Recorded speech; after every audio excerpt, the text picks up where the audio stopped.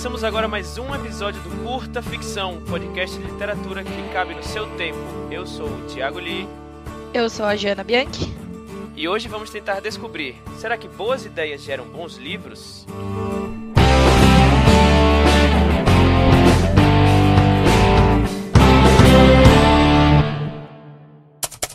Por que os autores eles precisam ir além das boas ideias e focar também na execução da sua história?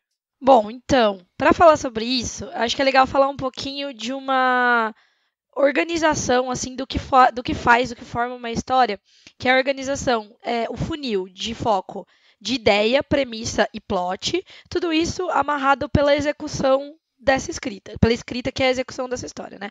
Então, assim, a ideia é um negócio bem amplo, bem sem foco, por assim dizer, e a ideia ela pode ser uma coisa ou relacionada à ambientação, ou ao personagem, ou ao conflito, mas uma coisa que é, tipo, bem ampla, que só te dá um norte. Então, vou falar, a minha ideia é escrever no Brasil colonial.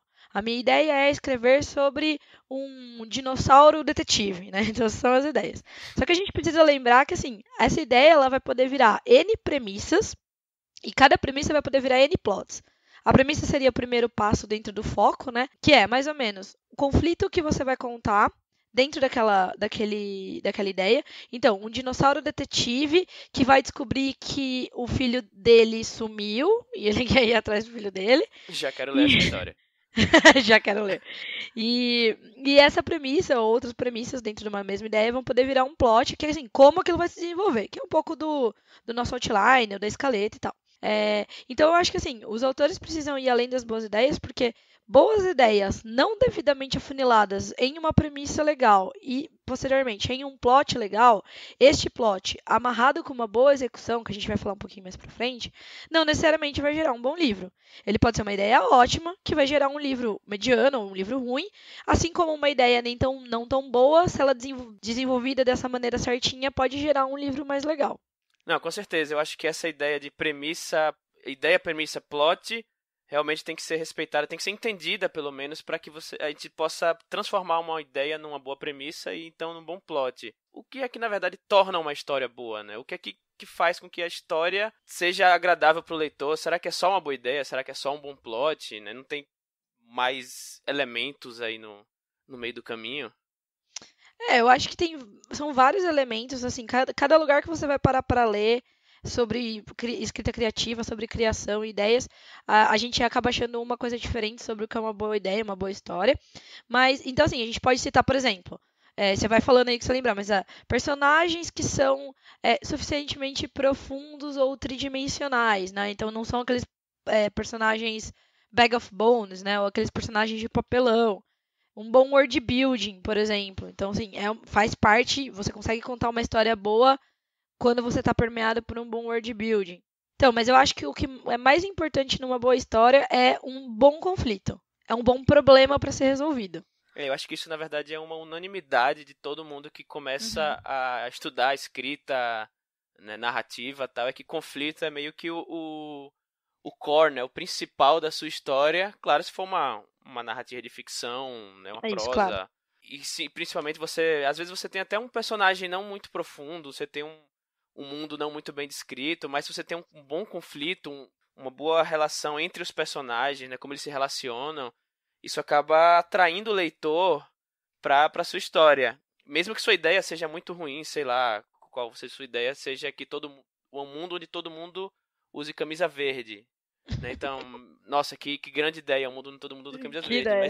Mas se você transformar isso num conflito bacana, sei lá, você pode transformar isso numa crítica social, sei lá.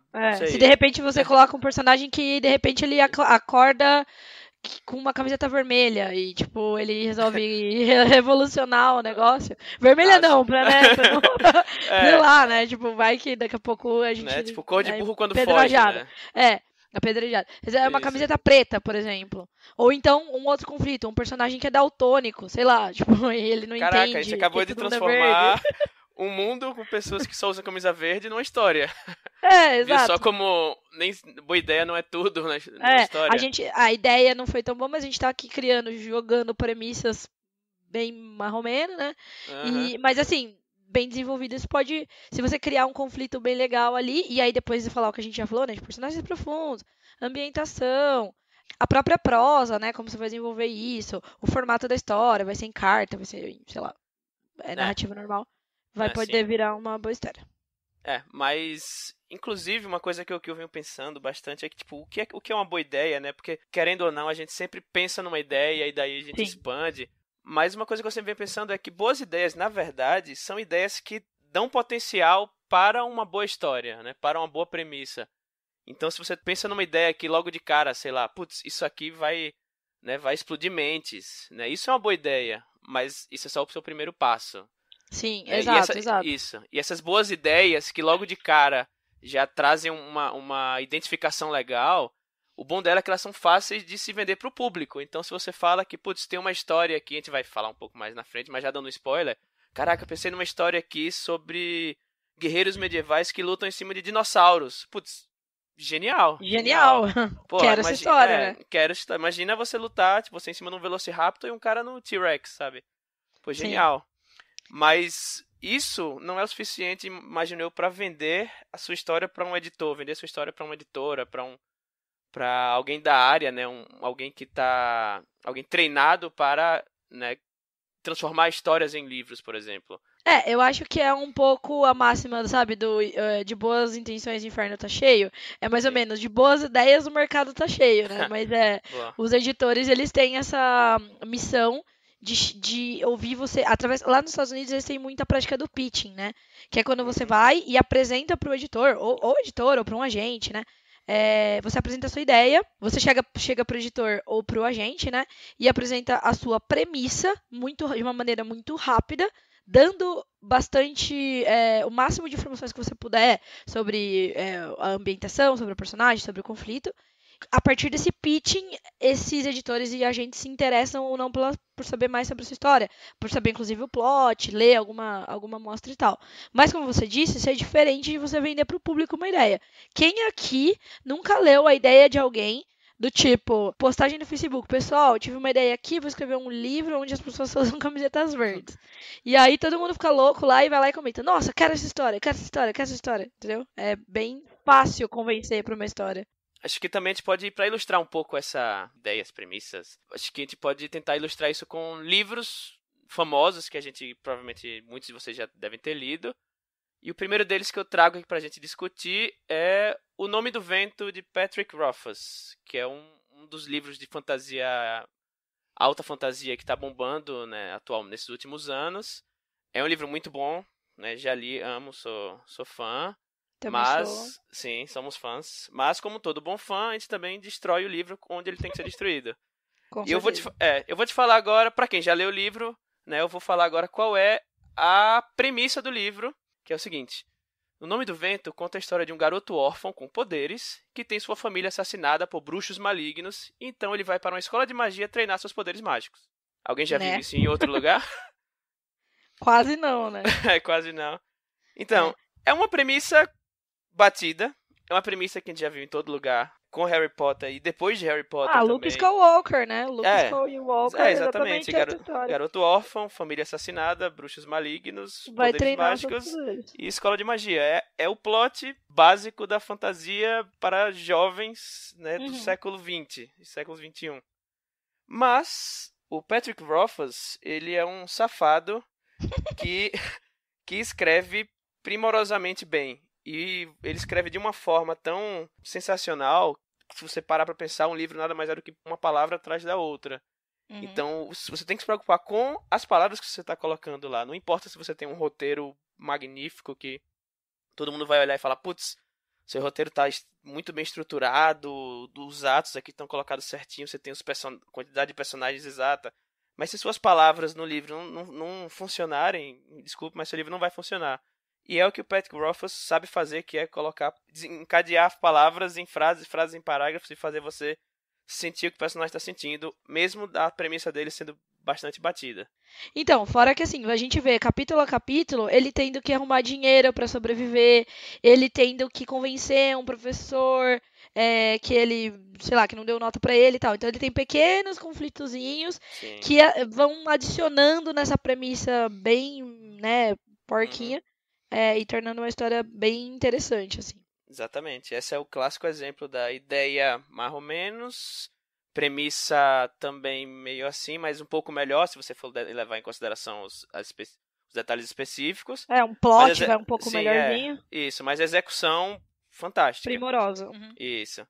E agora, indo no outro extremo, temos o que a gente já mencionou um pouco antes aqui no podcast, que é um conceito muito foda, uma ideia muito foda, mas com uma execução, e fazendo um disclaimer aqui, eu não li o livro, mas li bastante sobre, acho que a Jana também não leu o livro, mas a gente viu bastante, pesquisou bastante, viu muitas resenhas de gente que a gente confia, conversou com outras pessoas para poder falar aqui também, que é Os Senhores dos Dinossauros, do Victor Milan, que o consenso geral a ideia é fantástica, né? Guerreiros medievais em batalhas em cima de dinossauros.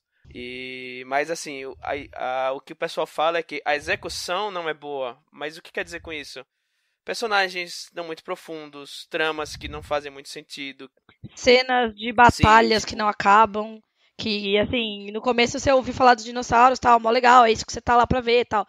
Mas depois dizem que chega num ponto que você já não sabe mais o que tá acontecendo. Os dinossauros são meio que enfeites. O que o Victor não poderia ter feito, não sei se em algum sentido ele faz isso, né? Por exemplo, Jurassic World, o novo filme da franquia do Jurassic Park, é um filme bonzinho, eu achei bonzinho, mediano, mas uma coisa que ele faz bem é a interação entre o personagem do Chris Pratt e os Velociraptors que ele cuida. Tem uma interação muito legal ali, e cada um deles tem um nome, e eles se entendem, apesar de ser um ser humano e dinossauros, né? É uma coisa bem bacana para se explorar nesse conceito, né, de guerreiros e dinossauros. Se ele tivesse feito isso de uma forma mais interessante, talvez pudesse ter sido um livro com ideia foda e uma execução foda também, sabe? Só um ponto aqui, isso eu aprendi depois de alguns anos de leitura, assim, de experiência, que eu gosto de começar uma história sabendo mais ou menos qual que é a ideia central da história, não a ideia, desculpa, qual que é a premissa central daquela história, não a ideia necessariamente. Então eu gosto de começar o livro sabendo, é um menino bruxo que vai pra escola de magia. Mas e no Senhores dos Dinossauros, sequer tem uma sinopse no livro. A gente procurou aqui, a gente não achou no Goodreads, no Amazon, não tem uma sinopse. Então, assim, eu vou começar a ler esse livro, eu não vou saber nem quem que é o quê. Isso pra mim me incomoda um pouco, Guerreiros e dinossauros, entendeu? sim, mas eles estão fazendo o quê? Guerreiros e dinossauros. Exato, eles querem o quê? Qual é o conflito, justamente? Qual é o conflito da história? Eu não sei, entendeu? Mudando só um pouquinho de assunto, a gente fala muito aqui de ficção, de entretenimento, fantasia, né? É o que a gente está acostumado no nosso dia a dia, é o que a gente escreve. Mas acho importante a gente falar também de ficção literária, né? Os grandes mestres da literatura. Como é que essa discussão é tratada nas grandes obras clássicas da literatura. Uma coisa que eu vejo bastante é que nesse tipo de literatura, basicamente não existe uma premissa, né? O mais importante é a forma, mais do que o conteúdo. Claro que o conteúdo é importantíssimo, né? E tudo permeado pela ideia, né? Uma ideia bem jogada e com coisas bem desenvolvidas, entendeu? Fluxo de pensamento, sei lá. O 100 Anos de Solidão, por exemplo. A história é a história de uma família contada por uma mulher centenária. Não tem uma estrutura, não tem uma... sabe? Só que a forma como o Gabriel Garcia Marques vai contando, vai introduzindo esses personagens, né, pelos anos, e a forma como eles se interagem entre si, e a cidadezinha lá, que eu não lembro exatamente o nome da cidade, assim, é de uma genialidade incrível, e é aquele tipo de coisa, você não tem como falar sobre o livro, você tem que ler, porque a forma é que é mais importante, mais até do que o conteúdo em si. E até, por exemplo, um outro exemplo é o Haruki Murakami, que nunca ganha a merda do Nobel de Literatura. Né? O livro que eu mais gosto dele, que é o Caçando Carneiros, a história é simplesmente de um cara que está caçando um carneiro no Japão. Ele recebe uma proposta de que se ele achar um carneiro específico, ele vai ganhar muita grana, e aí ele sai pelo Japão para procurar esse carneiro. Aí você fala, porra, mas que ideia merda. Mas você veja que ainda tem um conflito, né? Tipo, se ele achar o carneiro, ele vai ganhar muito dinheiro. Enfim, já tem até um conflito. Até porque o Haruki, ele é um pouco mais contemporâneo, né? Ele é um pouco mais no limiar aí do... Mas assim, você vê que o foco não é na ideia, não é na premissa. O foco é no conteúdo, na escrita dele. Por isso que eu acho importante que autores, principalmente autores iniciantes, foquem muito em treinar a escrita, não apenas gerar boas ideias. Porque gerar boas ideias, todo mundo tem boas ideias. Uhum. Vamos falar agora nossa sugestão de livro da semana. Na verdade, eu meio que obriguei a Jana a aceitar a minha sugestão, porque é de um autor que eu gosto muito. Tá bom, Li. Eu queria falar sobre o China Miéville, que é um autor inglês de ficção científica / fantasia / horror. Na verdade, ele se auto-intitula como escritor de um gênero chamado New Weird, que aí já é pano para outra manga, que eu até gostaria de fazer um episódio sobre o New Weird, porque é um gênero bem interessante. É muito legal. E na minha sugestão de livro da semana é A Cidade e a Cidade, do China Miéville. Também. E por que eu queria falar dele aqui? Tanto do autor como desse livro.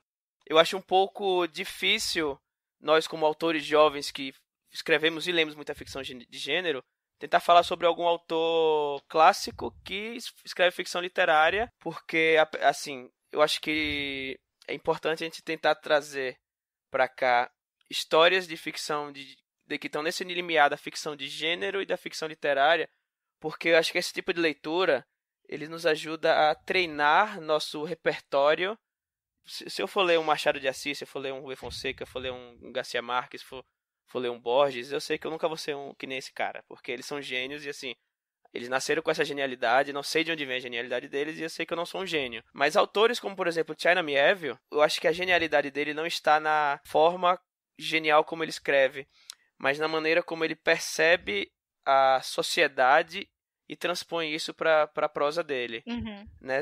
O livro que eu queria falar aqui é o A Cidade e a Cidade. E qual é a ideia, a premissa desse livro? É meio que uma história policial que um detetive e há um assassinato e esse detetive vai investigar esse assassinato e ele começa a descobrir que existem duas cidades irmãs, né, a cidade que ele mora e uma outra cidade, em que elas dividem o mesmo local no espaço.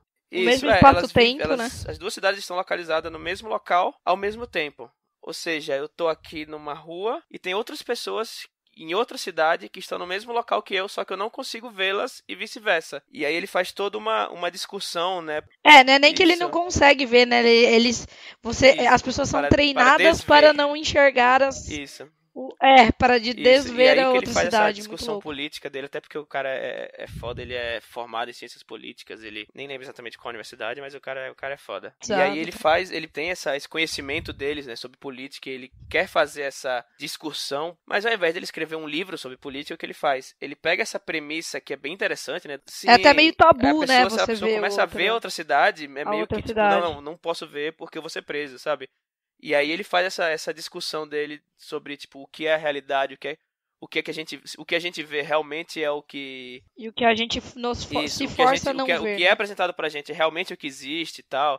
E é muito legal, mistura fantasia com ficção científica, romance policial e um pouco de estranhamento. O que eu acho bacana disso dele é que ele tem esse estranhamento assim, sabe? Uhum. Tá, e a cidade do China Miéville, a gente vai colocar os links aí na descrição. E essa é a minha sugestão de livro da semana.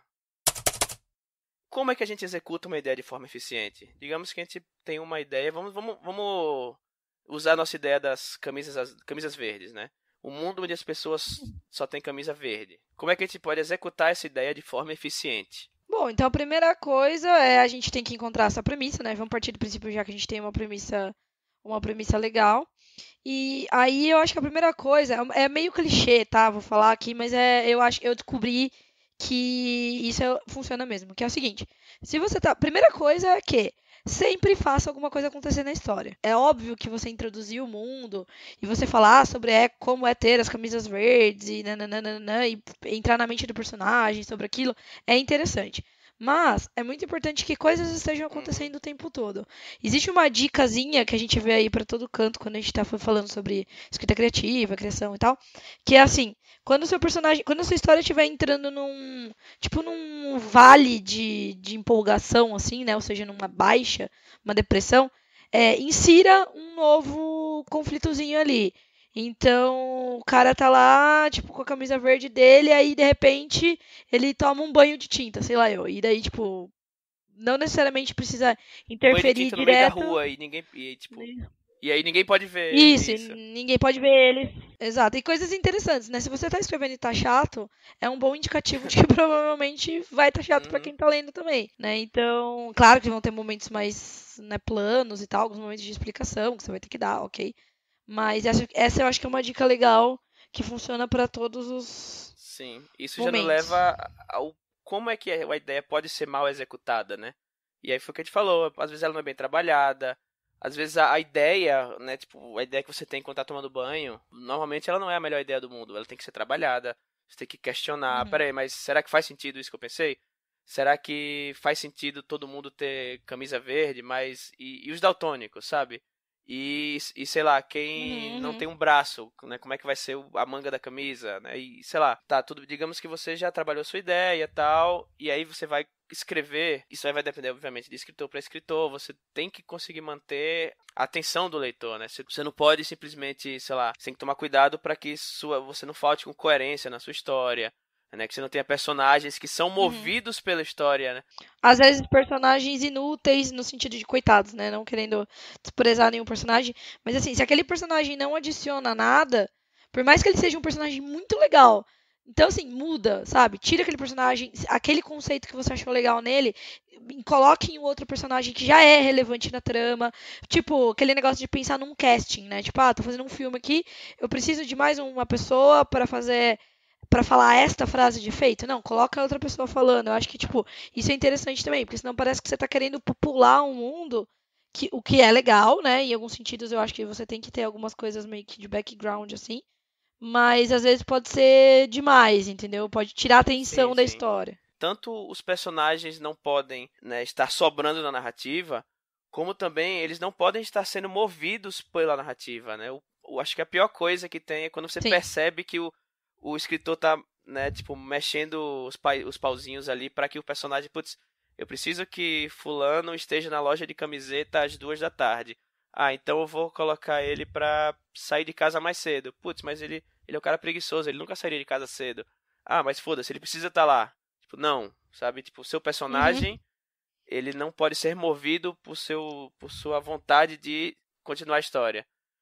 Isso precisa fluir de uma forma. Orgânica. Ele precisa. E ele precisa reagir como você preparou aquele personagem pra reagir, né? Ele tem que ter uma Sim. coerência E interna, por assim. último, acho que o que pode destruir uma ideia, além desses pontos, uma coisa que é muito comum é a falta de pesquisa. Já cometi esse erro várias vezes, que é simplesmente não pesquisar o suficiente.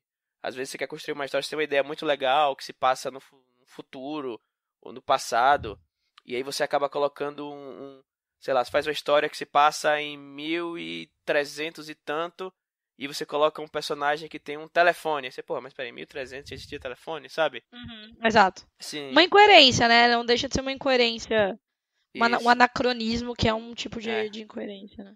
Então acho que é isso. Resumindo tudo isso que a gente falou sobre transformar uma ideia numa história, segue esse fluxo, né? Primeiro você questiona a sua ideia, faz sentido, Uhum. né? Pegue feedback com outras pessoas, com outros escritores, com leitores ávidos. Manda eles tentarem achar falhas. Sabe quando você tá.